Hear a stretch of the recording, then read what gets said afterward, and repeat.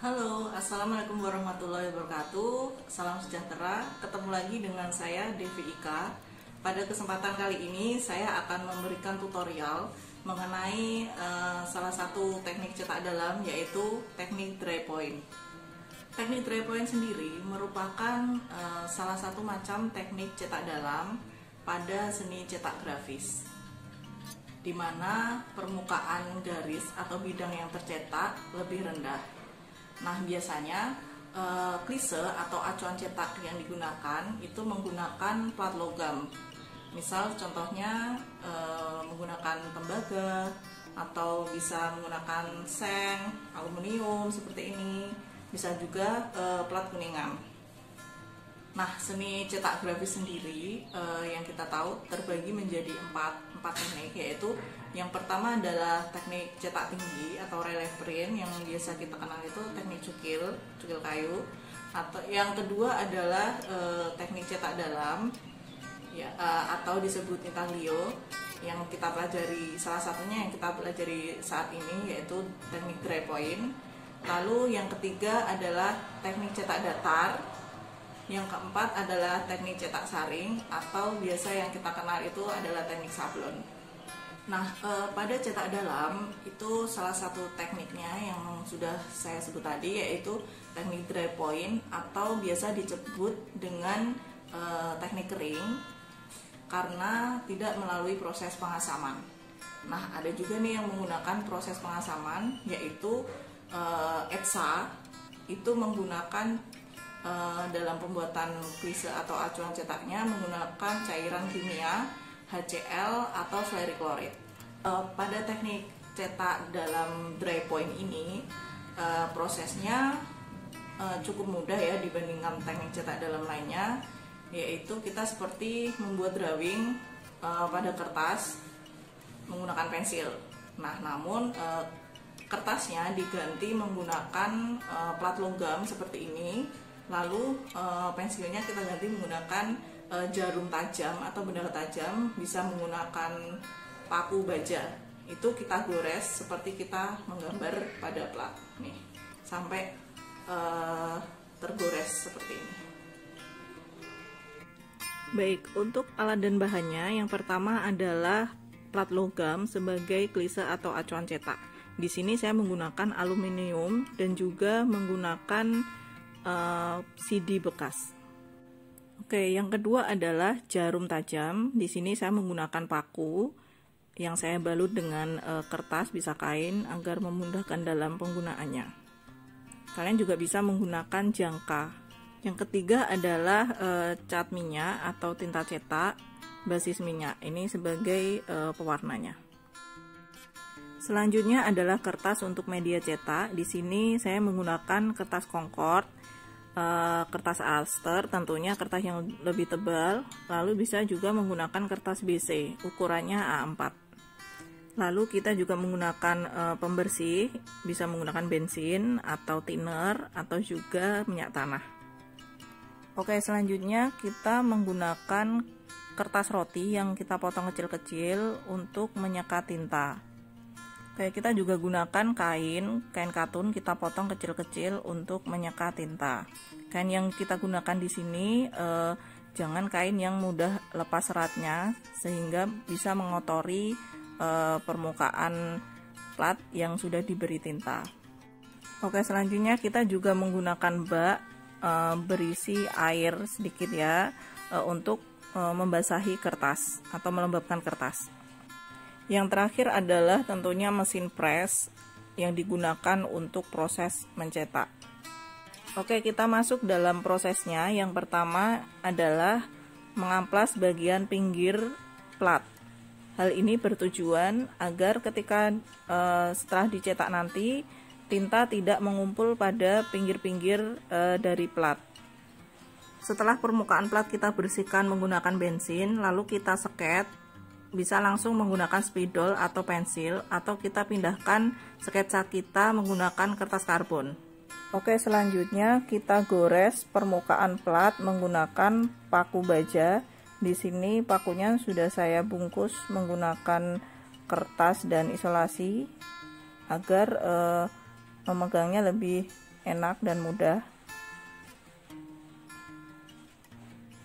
Dalam menggoresnya cukup dalam, bisa kita sesuaikan karena semakin dalam nanti tinta yang masuk juga akan semakin pekat. Nah, untuk mengetes apakah goresan kita sudah cukup dalam atau belum, apakah gambar sudah terlihat atau belum, kita bisa menggunakan tinta atau cat minyak.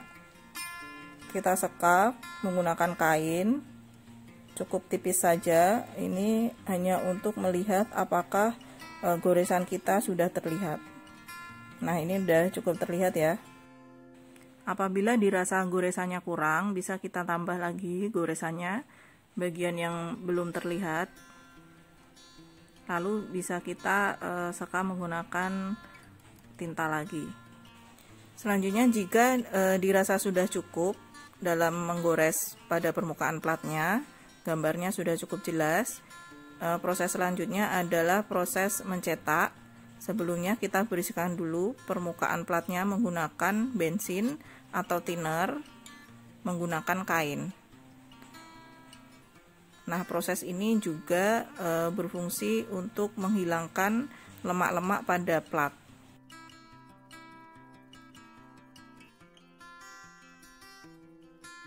Oke, proses pertama sebelum mencetak, kita siapkan kertas dahulu. Kita lembabkan pada baskom besar berisi air. Proses ini juga bisa menggunakan spons basah yang kita usapkan pada permukaan kertas. Kita lembabkan kertas cukup basah saja, jangan terlalu lama. Lalu nanti kita tutup dengan kertas, bisa dengan kertas koran agar terjaga kelembabannya. Di sini saya juga memakai kanebo basah. Oke, ini kita tiriskan ya. Jadi sebenarnya jangan terlalu basah, yang penting dia lembab menyerap sampai dalam. Ditutup dengan kertas kering berlapis-lapis. Oh ya, ini tadi juga kita menggores pada plat CD ya. Ini sudah jadi. Nah, hasilnya seperti ini. Ini lebih mudah sih daripada menggores pada plat. Untuk hasilnya juga lebih tajam. Setelah itu kita bersihkan lagi menggunakan bensin. Oke, kita memasuki proses penintaan pada permukaan plat. Kita ambil tinta, lalu kita gunakan kertas tebal atau sejenis karton untuk membubuhkan tinta pada permukaan plat. Ini kita bubuhkan secara merata ke seluruh permukaan. Jangan terlalu tebal, namun rata. Usahakan juga masuk ke permukaan yang sudah digores tadi.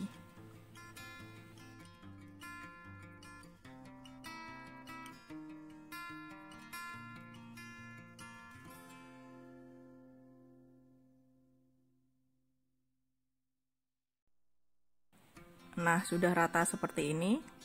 Lalu selanjutnya adalah proses wrapping atau kita menyeka tinta untuk mengurangi tinta bagian permukaan yang tidak tergores. Langkah awalnya yaitu kita seka menggunakan kain.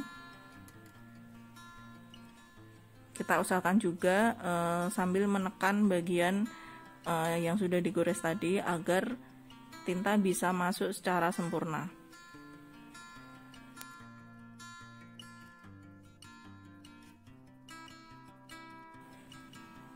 Oke, kita usap secara merata, tapi jangan sampai mengangkat semua tinta.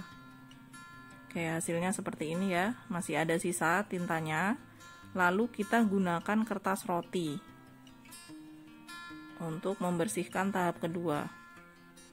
Ini perlu kesabaran ya, karena proses wrapping ini adalah proses yang membutuhkan kesabaran dan sangat lama. Nah, sampai bersih seperti ini ya. Ini juga masih kita koreksi lagi. bagian yang masih kiranya belum bersih atau bagian yang sudah tergores tapi tintanya terlalu banyak, bisa kita koreksi ya. Jadi untuk proses dry point sendiri yang paling lama adalah proses wrapping ini. Jika kita membuat 5 edisi, berarti ini kita lakukan 5 kali seperti itu. Jangan lupa juga bersihkan bagian pinggir-pinggir klise atau pinggir-pinggir plat, karena kemungkinan ada sisa-sisa tinta pada pinggiran. Oke, ini hasilnya seperti ini, siap dicetak. Oke, masuk proses pencetakan.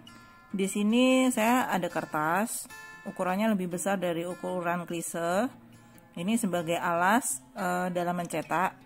Lalu kita letakkan klise cetak di atasnya, menghadap ke atas ya. Lalu kertas yang sudah kita lembabkan tadi kita taruh di atas klise.